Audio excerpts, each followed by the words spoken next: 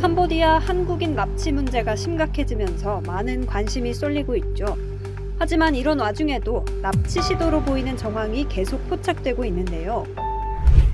한 해외 한인회 온라인 사이트 구인구직 탭을 클릭하자 고수익이 보장된다는 글이 수두룩합니다. 직접 눌러보니 최근 논란을 의식한 듯 감금, 폭행 같은 말도 안 되는 일은 없다. 부모님 걸고 모든 걸 걸고 정말로 안전한 회사다, 이런 내용이 담겨 있었습니다. 월급 5천만 원 가능, 숙식 제공, 비행기표 제공 같은 현혹하는 말들도 같이 있었는데요. 하는 일을 자세히 살펴보니 로맨스 스캠으로 추정되는 업무도 보였습니다. 실제 한 게시글을 보고 연락해봤습니다. 하는 일은 보이스피싱이라며 월 최저 2천만 원을 벌 수 있다는 답장이 돌아왔습니다.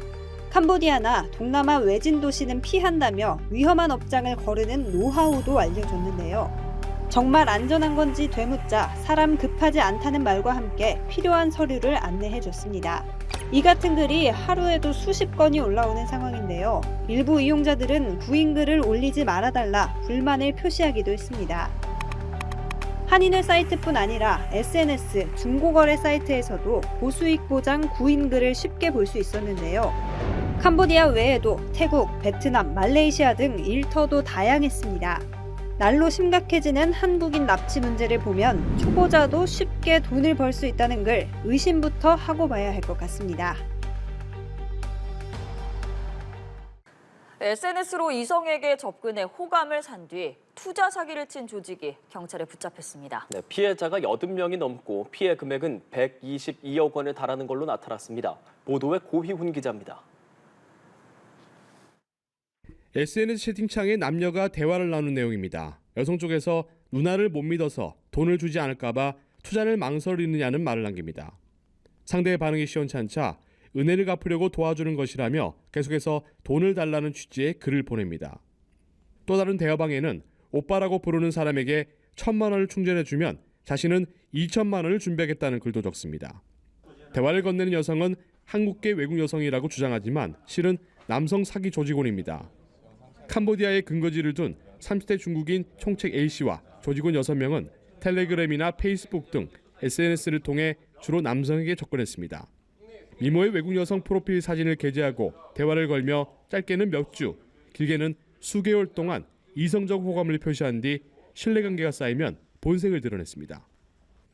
가상자산이나 금 선물 거래, 쇼핑몰 사업 등에 투자하면 돈을 벌 수 있다는 제안을 했고 84명에 달하는 피해자들이 꿰매 넘어갔습니다.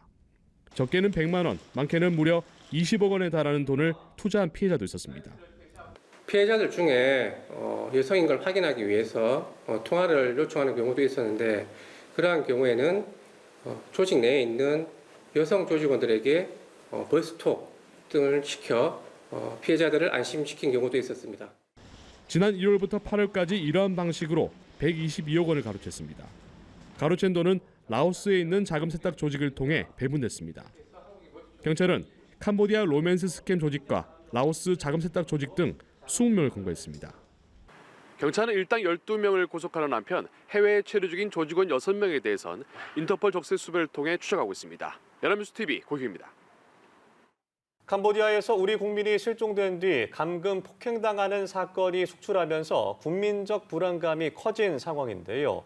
지난해부터 최근까지 경찰에 접수된 사건만 140건이 넘는 것으로 파악됐습니다. 또 캄보디아 관련 사건에 법원이 실형을 선고하는 등 피해도 공식 확인되고 있습니다. 정지훈 기자입니다. 지난 2년간 경찰에 접수된 캄보디아 관련 실종 감금 의심 사건만 140여 건에 이르는 것으로 파악됐습니다.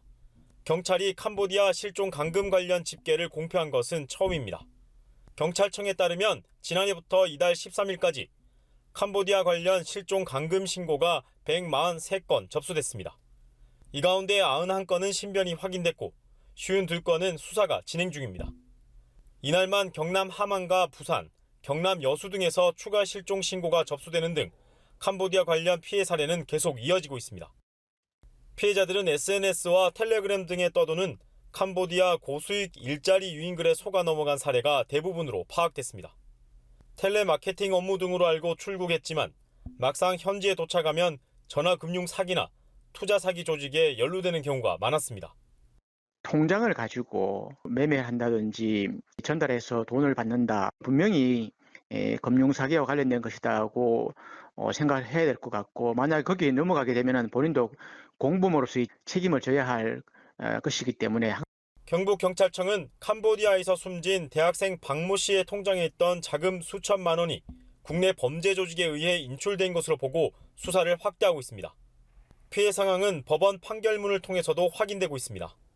부산고법은 20대 피해자를 폭행 감금해 캄보디아로 넘기려 한 30대 A씨에게 징역 3년 6개월을, 20대 공범 B씨에게 징역 2년 등 실형을 선고했습니다. 피해자들은 휴대폰과 신분증을 빼앗긴 채 폭행과 협박을 당했고, 일부는 장기 매매 협박까지 받은 것으로 드러났습니다. 경찰은 캄보디아 현지에 한인 사건 처리 전담 기관을 설치하고 국제 공조 수사 인력을 보강하는 방안을 추진 중입니다. 연합뉴스TV 정준입니다.